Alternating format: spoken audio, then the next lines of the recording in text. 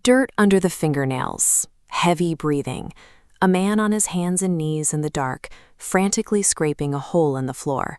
He drops in a heavy bar of gold, some silver, and a woven Babylonian robe, then sweeps the earth back over it. Fast forward 3,000 years. The dirt floor is gone, replaced by the harsh, isolating blue glow of a smartphone screen in a pitch-black room.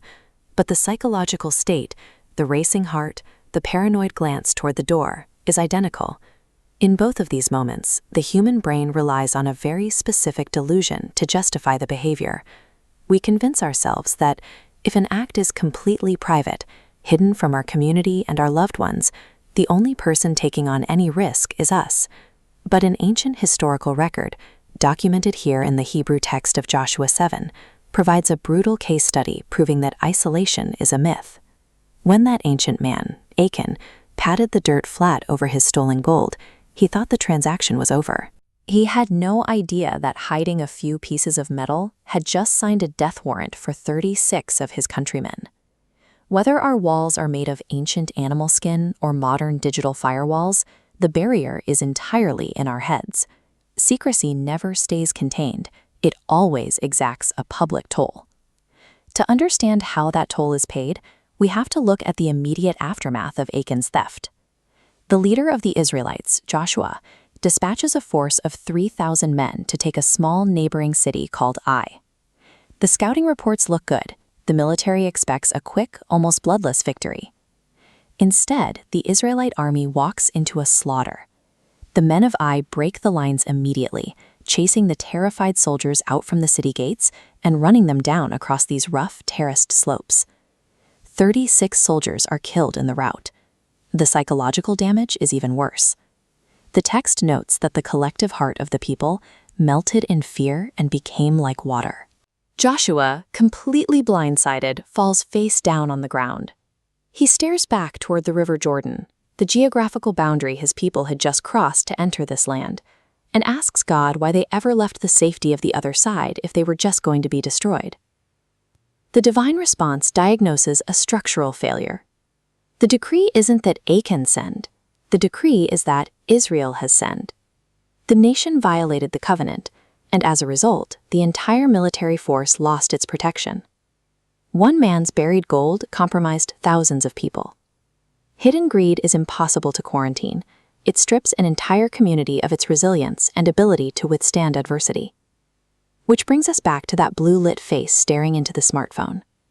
Contemporary vices, a hidden gambling addiction, crippling secret debt, or digital infidelity, operate on the exact same physical and spiritual mechanics. These hidden behaviors create an invisible blast radius.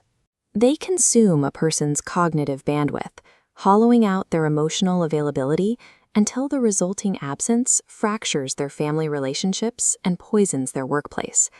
This chart shows the methodical process of exposure God commands Joshua to execute the next morning to root out the source of the infection. The entire nation is gathered and sorted by narrowing categories, first by tribe, then filtering down to clan, then family, and finally, man by man. Imagine standing in that crowd, watching the perimeter shrink. That ancient paranoia perfectly mirrors the modern psychological exhaustion of maintaining a double life. Watching the digital footprints inevitably close in on your browser history or bank statements. The sheer weight and anxiety of sustaining that web of lies will usually crush a person from the inside out, long before the community even discovers the truth. When Achan is finally caught in the net, he breaks down the anatomy of his crime. It's a simple, fatal progression. He saw the wealth, he coveted it, he took it, and he hid it. Messengers run to the tent and dig up the floor. The community stands in shock as the buried gold and the beautiful Babylonian robe are dragged out of the dirt and thrown into the harsh, glaring light of day. The consequences are absolute. Achan, the stolen goods, and everything he owns are dragged out to a place known as the Valley of Achor, literally translated as the Valley of Trouble, and completely destroyed. To modern ears, that sounds brutally severe, but 19th century theologians like Charles Spurgeon noted the absolute necessity of this purging. A community functioning under divine counsel cannot survive if its members are actively rebelling against that protection. Our modern relationships are just as fragile. A marriage, a friendship, or a business cannot survive the rot of hidden vices if its members insist on living in the shadows of their own isolated tents. The only way to stay out of the valley of trouble is to dig up the floor ourselves.